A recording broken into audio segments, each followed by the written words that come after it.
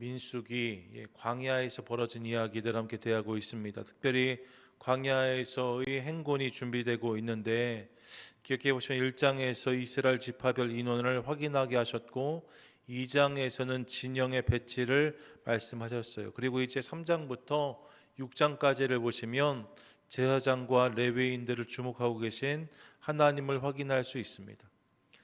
이 진영의 중심에 하나님의 성막이 자리했는데 그 성막에 섬기는 자들 제사장과 레위인에 대한 말씀이 이어지고 있는 거지요. 간단하게 6장까지의 개요를 살펴보시면 먼저 오늘 본문에 1장 1절부터 4절까지 해서 제사장의 역할을 감당했던 아론의 아들들에 대한 언급이 이어지고 있는 것을 봅니다. 그리고 5절 이하에 보시면 그 제사장을 도와서 함께 섬겼던 레위 지파 사람들에 대한 이야기가 등장하고 이 레위 지파에 대한 인구 조사가 명령되어지는 것을 봅니다. 그리고 4장으로 넘어가면 레위 지파에 있는 각 가문에 따라서 그들에게 맡겨진 임무와 역할이 서술되어지고 있고 5장에서는 이 진영 안에서 일어날 수 있는 부정의 문제, 또 범죄의 문제, 의심의 문제를 다루는 방법들이 소개되고 있습니다. 그리고 6장으로 넘어가면 혈통적인 레위인이 아니지만 자원하여서 하나님을 섬기려 했던 나실인에 대한 말씀이 이어지고 있고 마지막 부분에 이스라엘 백성들을 위해 제사장이 구해야 했던 축복의 선언까지가 기록되고 있는 것을 확인합니다. 광야에서 성막을 섬겼던, 성막을 맡았던 레위 지파 사람들의 이야기. 여러분, 성막을 섬겼던 레위 지파 이렇게 생각하니까 얼핏 떠올리면 그들의 역할이 근사해 보일 수 있습니다. 영광과 명예가 있고 박수받는 일이 그들의 역할이 아니었을까 생각할 수 있어요. 하지만 여러분 다시 한번 생각해 보시지요. 지금 저들의 자리는 광야입니다. 아무것도 없는 광야에서 끊임없이 이동하는 여정 속에 그들이 이 일을 맡은 거예요.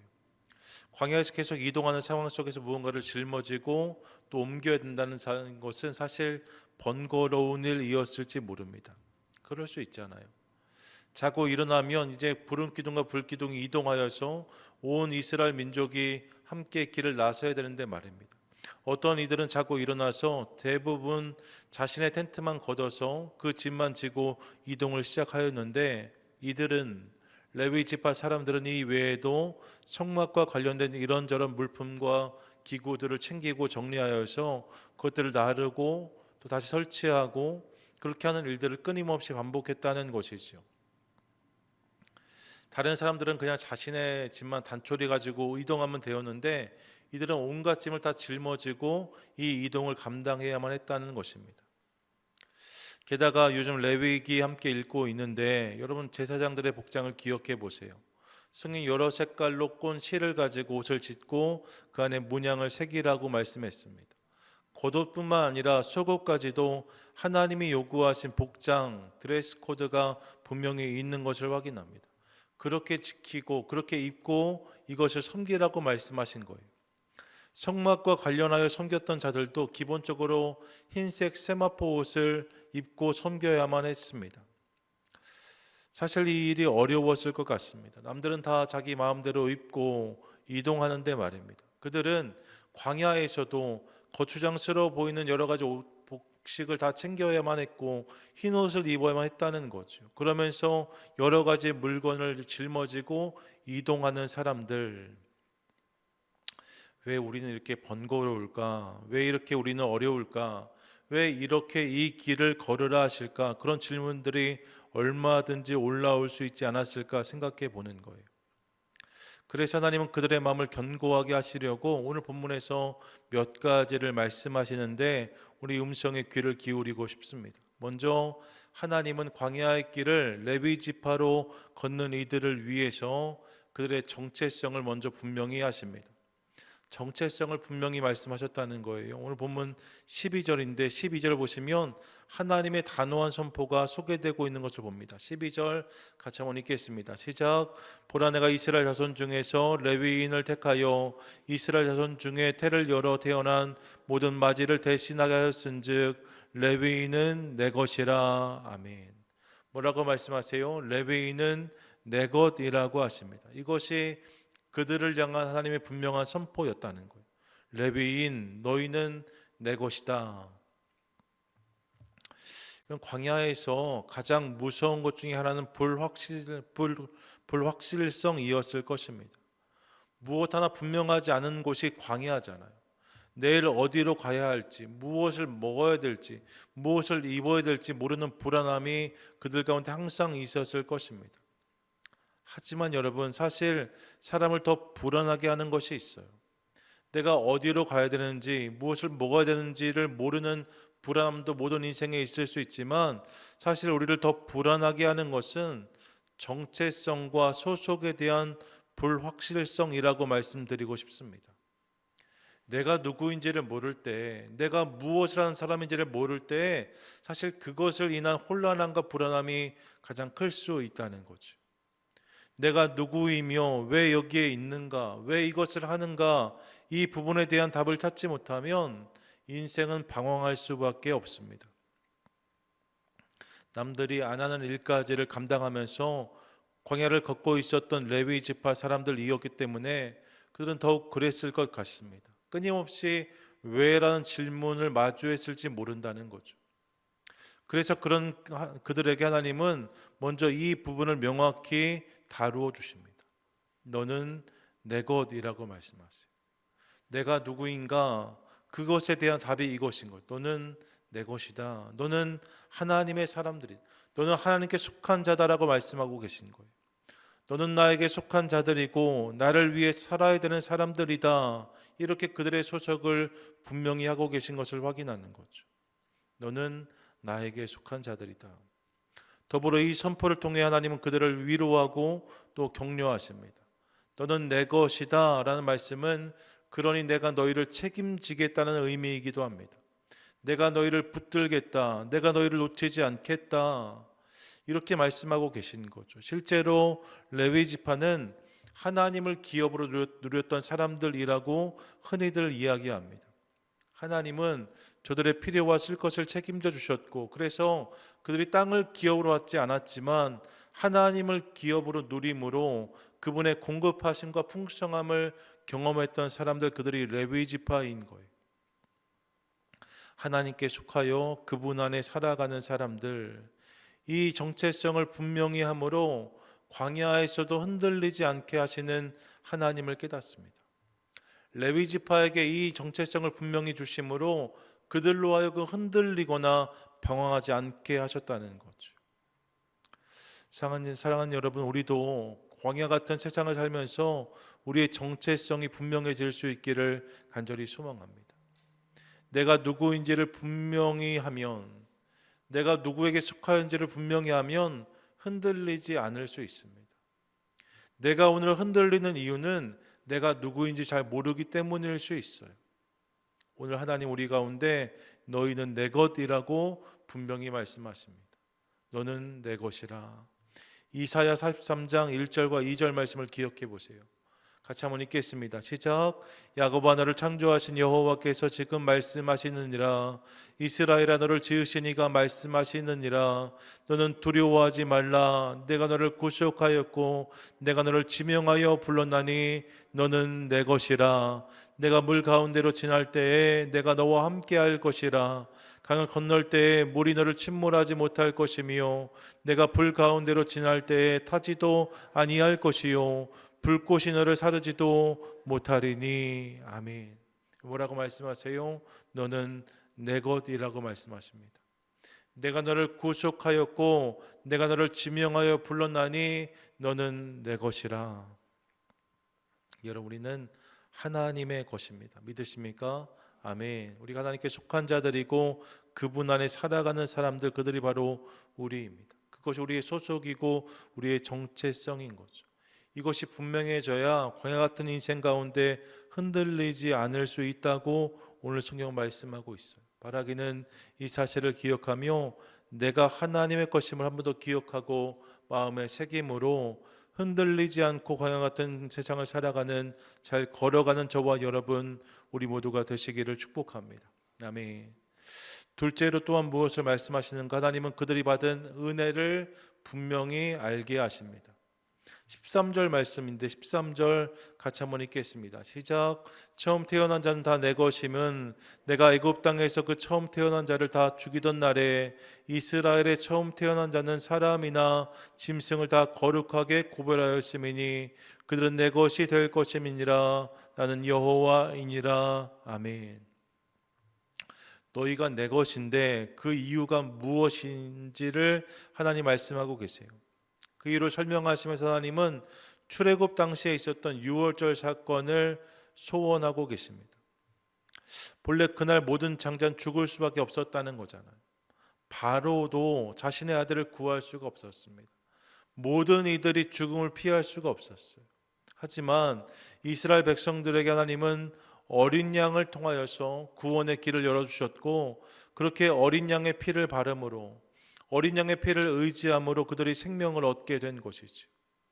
그들이 무슨 공로가 있었기 때문이 아닙니다. 어린 양의 피로 그들이 구원을 경험한, 은혜로 구원을 받은 거죠. 그래서 하나님은 이 은혜로 생명을 부지한 모든 장자는 당신의 것이다라고 말씀하시고, 그들을 대신하여 부름받은 레위인, 그래서 너희가 내 것이다라고 말씀하고 계신 거예요. 하나님께 속하게 된 것이 은혜의 결과임을 분명히 하신 거죠. 너희가 내 것인데 그것은 은혜의 결과다라고 말씀하고 계신 거예요.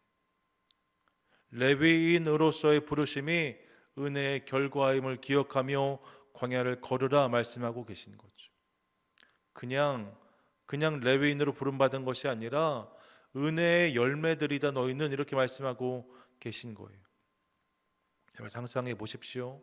광야의 성막에 이런저런 기구들을 짊어지고 길을 걸어갈 때 말입니다. 그 중에서는 무겁고 어려운 것들도 분명히 있었을 거거든요. 그 짐을 싣고 걸어가는 그들이 왜? 라는 질문을 떠오를 때마다 그들 마음 한구석에서 올라오는 답이 분명히 있었을 것입니다. 그 답이 무엇입니까? 이 은혜라는 거예요. 하나님이 우리를 구원하셨기 때문에, 죽을 수밖에 없던 우리에게 생명을 주셨기 때문에 내가 오늘 이 짐을 지고 걷는 것이다, 이 답을 알기 원하셨다는 거죠. 이 은혜를 깨달을 때에 그들이 지는 짐의 무게는 부담이 아니라 감격이 될 수 있었을 것이라고 저는 믿습니다. 은혜를 기억함으로 기꺼이 그 길을 걸어가게 하신 거예요. 19세기 아프리카의 탐험가였던 데이비드 리빙스턴 이야기 많이 들어보셨는데, 그와 함께 기억되는 두 청년이 있습니다. 수시와 추마라고 불리는 잠비아 두 청년. 리빙스턴이 생을 마감할 때 아프리카 깊은 오지에서 숨을 거두게 되었거든요. 그리고 그 임종을 지켰던 사람들이 이 수시와 추마라는 청년인데, 그들은 잠비아 출신으로 노예시장에서 리빙스턴을 통해서 구출되어져서 복음을 영접했던 사람들이었습니다. 이후에 리빙스턴이 세상을 떠났는데 영국 정부에서는 그의 시신을 고국으로 운구해 오기를 원했어요. 하지만 아프리카 한복판에서 그가 숨을 거두었고, 거기에서 바다까지는 무려 1500마일이 넘는 험난한 길이 있었거든요. 그래서 이 일을 엄두를 내기가 어려웠습니다. 맹수도 있고 적대적인 부족들도 가득한 이 길을 시신을 메고 움직인다는 것이 상식적으로 불가능한 일이었다는 거죠. 그래서 도저히 이 일이 어렵겠다 판단하고 이를 포기하려고 했는데, 이 일을 위해 나선 두 청년, 그들이 수시와 추마라는 두 청년이었습니다. 그들은 리빙스턴의 시신을 정성껏 수습하고 그의 유품을 다 정리하여서 짊어지고 길을 나섭니다. 많은 이들이 시신을 짊어지고 무거운 짐까지 가지고 이 여정을 가는 것을 보면서 그들에게 무모하다라고 말했어요. 쓸데없는 수고를 한다라고 말했습니다. 하지만 그들은 멈추지 않습니다. 이 일 때문에 불평하거나 어려워하지 않습니다. 왜냐하면 리빙스턴을 통해 경험한 은혜가 있었기 때문입니다. 그 은혜 안에 그들의 여정은 수고가 아니라 보람이 되었고, 부담이 아니라 기쁨이 될 수 있었다는 거예요. 이후에 9개월간의 사투 끝에 그들은 해안가에 도착했고, 해안에서 기다리고 있던 영국 배에 리빙스턴의 시신을 인도합니다. 그래서 이 리빙스턴이 웨스트민스터 사원에 안장될 수 있었다라고 알려지고 있는 거죠. 찾아보니까 지금도 이들의 헌신을 기억하며 잠비아에 있는 리빙스턴 지역에는 수시 앤 추마라찌라는 호텔이 운영되고 있다고 하더라고요. 이 두 청년의 고귀한 헌신을 기념하고 있는 거죠. 여러분, 은혜를 잊으면 원망하고 불평하지만 은혜를 기억하면 수고는 특권이 되고 헌신은 감격이 됩니다. 은혜가 있기 때문에 수고할 수 있고 은혜가 있기 때문에 헌신할 수 있는 거예요. 은혜를 기억하는 자들이 누리는 감격이다라고 말씀드리고 싶은 거죠. 레위 지파에게도 이것을 말씀하세요. 너희가 지금 가는 길, 너희가 짊어지는 짐은 은혜의 결과이다. 이를 기억함으로 이를 기꺼이 감당하라고 말씀하고 계신 거죠. 오늘 우리도 마찬가지입니다. 사랑하는 여러분, 주님을 위해 살고 있는 삶의 모습들이 있다면 그것은 내 삶에 주어진 무거운 짐이 아니라 은혜의 결과이고 성도의 특권인 것을 기억하는 우리가 될 수 있기를 원합니다. 내가 구원받았기 때문에, 그분의 자녀가 되었기 때문에 그 삶을 살아갈 수 있다는 거예요. 바라기는 이 사실을 기억하며 날마다 은혜로 주어진 여정을 잘 감당하며 걸어가는 저와 여러분, 우리 모두가 될 수 있기를 간절히 소망합니다. 아멘.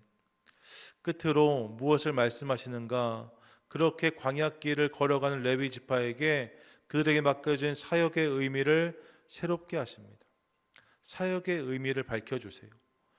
본문 4장을 보시면 그렇게 이제 레위 지파를 말씀하시면서 그 안에 있던 고핫과 게르손, 무라리 자손들에게 주어진 역할이 언급되고 있습니다. 고핫 자손에게는 성물들, 언약궤, 등잔대 등등 이 성물들을 옮기란 사명이 주어지고요. 게르손 자손들에게 성막의 휘장과 덮개들을 옮기는 일이 주어집니다.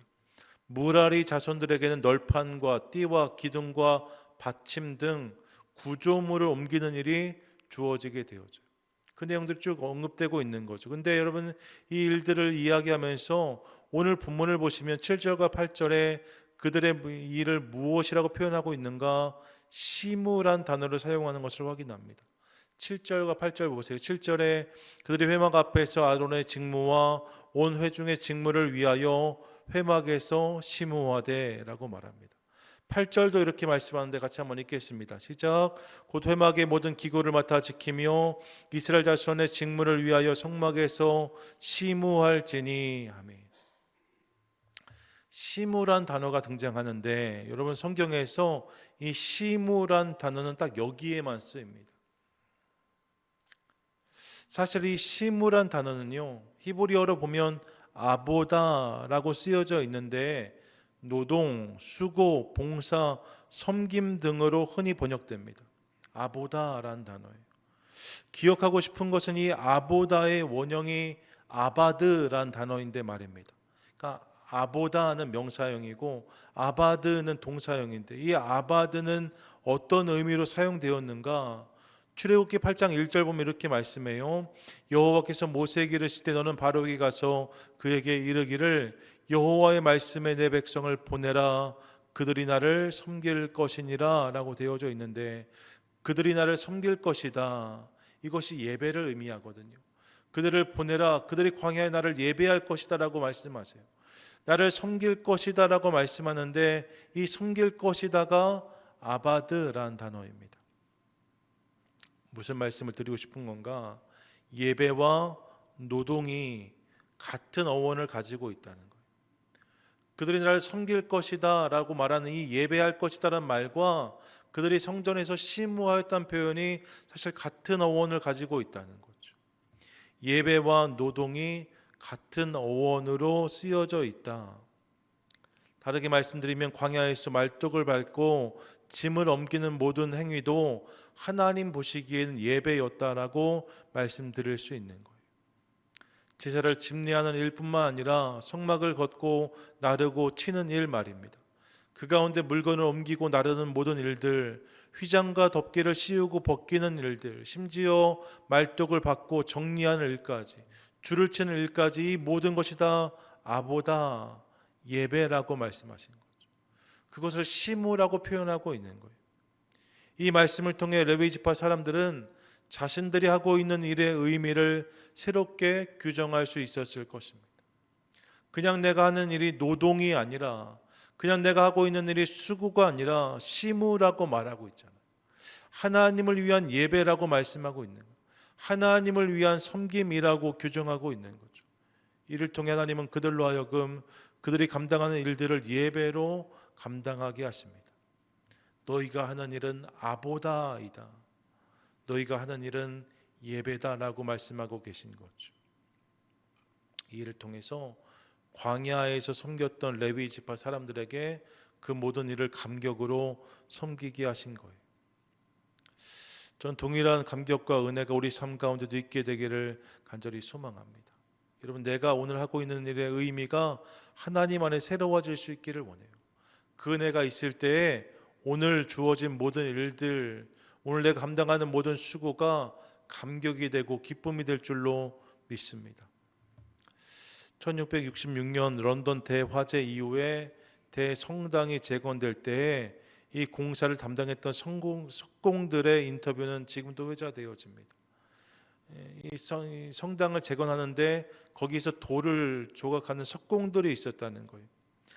현장에 석공들이 있었는데 그 중에 세 사람에게 물었다는 거죠. 당신은 지금 무엇을 하고 있습니까? 라고 물었다는 거예요.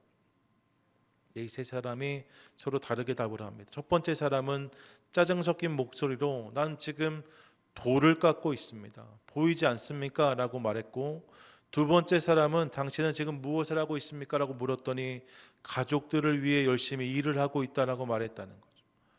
마지막 사람에게 당신은 지금 무엇을 하고 있습니까? 라고 물었더니 그는 지금 나는 하나님의 영광을 위해 위대한 교회를 짓고 있습니다 라고 말했다는 거예요. 똑같은 일을 하는데 서로 다른 답을 내놓은 거죠. 하는 일은 똑같았지만 그들이 가졌던 감동과 동기가 달랐던 것을 확인합니다. 그 일이 완료되었을 때도 그들이 누렸던 기쁨과 은혜는 달랐을 거예요. 똑같은 돌을 쪼는 일을 하지만 어떤 사람은 그냥 돌을 캔다라고 말하고, 어떤 사람은 가족을 위해 일한다라고 말하고, 어떤 사람은 하나님의 영광을 위해 일을 하고 있다라고 말할 때 그들이 누리는 감격은 다른 것이라는 거죠. 사랑하는 여러분, 오늘도 하나님은 나를 통해 영광을 받기 원하시고, 그래서 이를 위해 오늘 우리의 삶을 사용하시겠다라고 말씀하세요. 우리와 세상 사람들이 하는 일은 똑같은 일이거든요. 사실 성도가 다른 일을 하는 게 아닙니다. 똑같은 일을 해요. 똑같은 일을 하고 똑같은 사람들을 만나고 똑같은 물건을 사고 파는 것이 우리의 일상일 수 있습니다. 그런데 하나님 그것을 아보다 시무라고 하세요. 그 일 가운데 하나님의 영광이 부어질 때, 하나님을 위해 그 일을 감당할 때 그것을 예배로 받으신다라고 말씀하십니다. 그러므로 사랑하는 여러분, 우리 삶 가운데 주어진 모든 일들 말입니다. 그 일 가운데 하나님의 영광을 구하며 예배하는 마음으로 그 모든 것을 감당하는 저와 여러분, 우리 모두가 될 수 있기를 간절히 소망합니다. 그 감격과 은혜가 있을 때에 광야에서도 우리는 기뻐하고 찬양하며 예배할 수 있는 거죠. 레위 지파에게 이 은혜를 오늘 부어주시는 하나님을 만납니다. 바라기는 이를 기억하며 오늘 나에게 주어진 모든 일들을 아보다 주를 위한 섬김과 예배로 감당하는 것을 통하여서 광야에서도 기쁨과 감격으로 걸어가고, 그리고 하나님께서 주신 놀라운 기쁨을 받아 누리는 오늘의 레위 지파 저와 여러분 우리 모두 되시기를 주님의 이름으로 간절히 축원드립니다.